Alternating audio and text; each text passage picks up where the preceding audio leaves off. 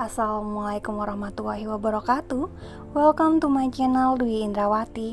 Halo teman-teman sekalian, sudah pada siap dengan kisah yang pastinya akan menguras emosi kalian? Berikut salah satu hasil karya saya yang berjudul Bahagia Usai Bercerai. Cerita ini tentang perjalanan pernikahan. Jika pernikahan yang dijalani hanya menghadirkan luka bagi salah satu pihak saja, maka bisa saja kebahagiaan bisa teraih setelah pernikahan. Bagaimana kisah selanjutnya? Simak dan tonton terus kisahnya ya. Bahagia usai bercerai bagian 1. Mei, baju mas kok masih kusut sih? Nggak kamu setrika? Mas Arya muncul dari dalam kamar. Di tangannya tersampir sehelai kemeja putih bergaris horizontal yang memang dalam keadaan masih kusut. Oh, iya mas, maaf, Mei belum sempat nyetrika. Valeta rewel sekali kemarin, nggak mau lepas, maunya digendong terus. Jawabku memberi alasan yang sebenarnya. Mas Arya mendengkus, tergambar kekesalan pada wajah bersih yang tampaknya habis bercukur itu.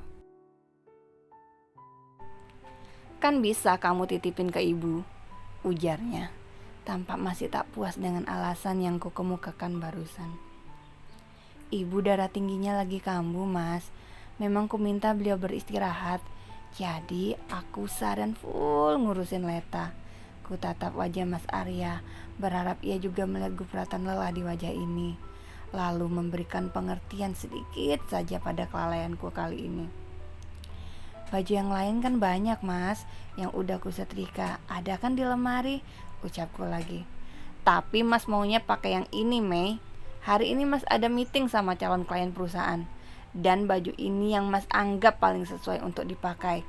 Citra dari seorang wakil perusahaan kan juga berpengaruh dalam meyakinkan calon klien. Mas Arya berkata, nada suaranya terdengar kesal.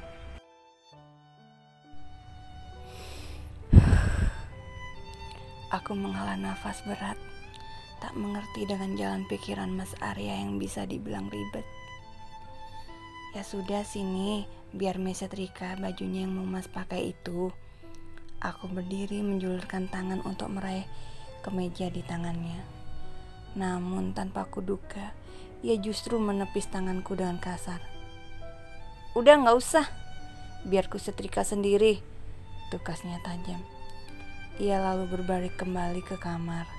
Samar terdengar ia berkata, percuma saja diurus dan dikasih nafkah, kalau hal begini saja masih aku yang harus mengerjakan. Astagfirullah. Mas, uang bulanan yang mas transfer kok cuma 2 juta?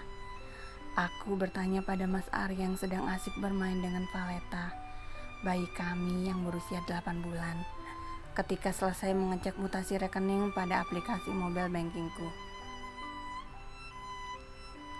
Memang kenapa? Kurang? Sahut Mas Arya dengan wajah dingin. Biasanya kan lebih mas, aku tahu loh gaji kamu berapa mas. Dan 2 juta ini gak ada 1/5 gaji kamu mas. Aku menyuarakan protes. Kamu ini dikasih segitu gak ada bersyukurnya jadi istri. Kemarin aku kasih uang banyak juga percuma. Loh, percuma kenapa mas? Tanyaku bingung. Ya percuma lah, baju kerja juga aku nyetrika sendiri. Ya Allah mas, cuma karena masalah itu, kan aku sudah kasih alasannya. Aku merasa lemas hingga kedua bahuku terkulai mendengar jawaban Mas Arya. Kamu aja yang gak pinter bagi waktu Mei. Pasti adek tidur kan, kamu bisa ngerjainnya. Jadi anak rewel menurutku gak bisa jadikan alasan. Mas Arya bangkit dan berjalan keluar. Tak lama terdengar deru mesin mobil dinyalakan, lalu menderum pelan dan suaranya makin menjauh pergi. Tinggallah aku berdua dengan Valeta di sini. Aku kemudian duduk menggantikan Mas Arya mengasuh Valeta. Tapi pikiranku kemana-mana, memikirkan uang 2 juta yang dijatah Mas Arya. Bagaimana aku bisa menutupi biaya pengeluaran dengan uang segini? Bukankah aku tidak bersyukur dengan rezeki yang kuterima? Tapi sungguh, tanggunganku cukup berat karena harus membiayai kuliah adikku. juga membiayai pengobatan rutin ibu untuk terapi sebulan sekali. Sedang ayahku telah lama tiada. Ibu dan Leni adikku hanya bergantung padaku saat ini. Dulunya aku adalah wanita bekerja. Kebetulan aku dulu sekantor dengan Mas Arya. Ketika ia meminangku menjadi istri, ia memintaku untuk berhenti bekerja. Ia ingin aku nantinya hanya fokus sebagai ibu rumah tangga saja. Saat ku katakan mengenai kondisi keluargaku, Mas Arya mengatakan bahwa ia siap mengambil alih tanggung jawabku untuk membiayai segala keperluan ibu dan juga Leni. Maka aku pun menyetujui untuk berhenti bekerja. Padahal saat itu aku sedang dipromosikan untuk menjadi manajer marketing oleh perusahaan. Tapi kupikir tak apalah. Sudah selayaknya seorang istri harus patuh pada suami, bukan? Apalagi Mas Arya benar-benar membuktikan ucapannya. Tapi kenapa sekarang Mas Arya berubah? Lalu bagaimana kuliah Leni yang hanya tinggal 2 semester lagi? Bagaimana aku membiayai pengobatan rutin yang harus ibu jalankan setiap bulan sekali? Kenapa, Mei? Kok kamu melamun begitu? Ibu menyapa saat aku duduk terpakur di atas ayunan yang terletak di samping kanan rumah, berhadapan dengan taman yang cukup luas dan kami tanami dengan aneka tanaman bunga hias. "Gak apa-apa, Bu," jawabku, lalu bergeser ke samping agar ibu bisa duduk. "Kamu ribut sama Arya?" tebak ibu. Hatiku terasa langsung mencolos mendengar tebakan ibu yang akurat itu. Aku pun diam, entah harus menjawab apa. "Ibu kemarin gak sengaja mendengar perdebatan kalian," ibu berkata, jeda sesaat sebelum ibu melanjutkan. "Kasihan kamu, Mei. Sejak ayahmu meninggal, kamu yang harus jadi tulang punggung keluarga. Hanya rumah ini satu-satunya peninggalan almarhum ayahmu." Aku berpaling ke arah ibu yang pandangannya menatap lurus ke depan. "Jangan bilang kasihan, Bu. Itu sudah jadi kewajiban Mei sebagai anak." Ku genggam erat tangan ibu yang mulai keriput. "Ibu tak usah risau. Semua akan baik-baik saja. Mei akan cari cara." Ku yakinkan ibu sambil menatap matanya yang mulai kelabu. "Mas, Mei mau kerja saja jika Mas gak mau nambah uang bulanannya," ucapku pada Mas Arya yang tengah bersiap-siap tidur.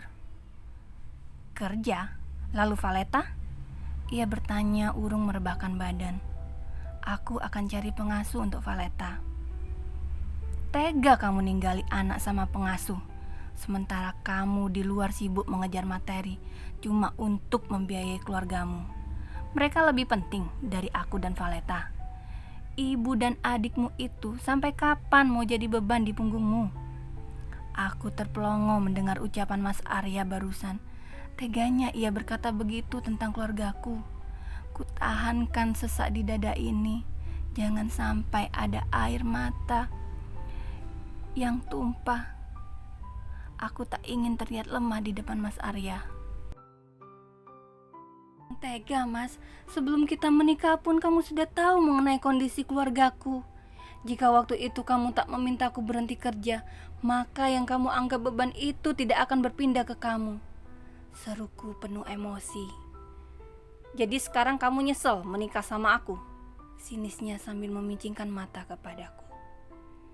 "Ini bukan soal nyesal atau tidak. Tapi di sini kamu yang mulai ingkar dari janjimu sendiri, Mas. Jika kamu tidak mau repot-repot membiayai ibu dan adikku yang kamu anggap beban, ya biarkan.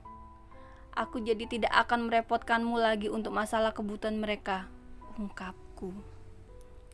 "Ibu perlu berobat, sedangkan Leni tinggal setahun lagi kuliahnya akan selesai. Aku tak mau kuliah Leni terhambat hanya karena tak ada biaya," lanjutku. "Kan bisa cuti sebentar, lalu cari kerjaan dan nabung untuk biaya kuliahnya sendiri. Kamu itu terlalu memanjakan. Kalau dia sukses nanti, belum tentu dia mau membalas jasamu, Mei." Lalu pengobatan ibuku? Kamu mau suruh ibu cuti berobat dan bekerja juga, supaya bisa nabung untuk membiayai pengobatannya sendiri? Tukasku cepat. Mas Arya bungkam setelah mendengar pertanyaanku yang menyindirnya itu. Pokoknya kamu gak kuizinkan bekerja. Kamu di rumah aja ngurusi Valeta. Ibumu itu diobatkan atau tidak diobatkan juga tetap saja ujung-ujungnya akan mati juga. Santai sekali lidah Mas Arya mengucap kalimat sampah yang membuat darah mendidih dalam sekejap. Tanpa sadar tanganku melayang ke wajah Mas Arya. Sebuah tamparan cukup keras kudaratkan di pipi kanannya hingga meninggalkan bekas kemerahan. Lelaki itu terkejut. Matanya membelalak lebar sambil menatapku. Kamu berani nampar aku, Mei? Dasar istri durhaka, sentaknya dengan suara tinggi. Iya, kamu memang pantas mendapatkannya, Mas, ucapku dengan ekspresi wajah dingin sedingin es. Tak pantas kata-kata itu keluar dari mulut seorang menantu tentang mertuanya. Bagaimana jika posisi kita dibalik? Bagaimana perasaanmu jika aku berbicara begitu tentang mamamu, Mas? Mas Arya segera turun dari ranjang. Ia bergerak menuju lemari pakaian lalu dengan cepat membereskan baju-bajunya ke dalam koper.